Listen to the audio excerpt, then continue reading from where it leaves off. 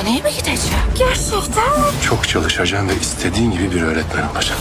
Yıldız. Ne diyorsun sen Berk? Yeter. Çık dışarı bak, elimden bir kaza çıkacak. Ben bu evliliği daha fazla sürdürmek istemiyorum.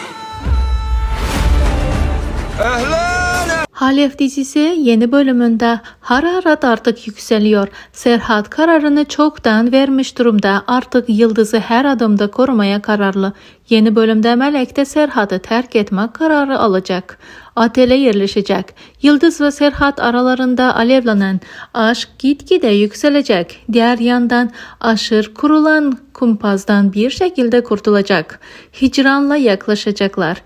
En önemli olansa Uğur Yücel ve Emre Bulut diziye katılması oldu. Dizide tansiyonu iyice yükseltecek. Peki arkadaşlar, sizler yeni bölümde neler düşünüyorsunuz? Düşüncelerinizi bizimle paylaşmayı ve kanalımıza abone olmayı unutmayın.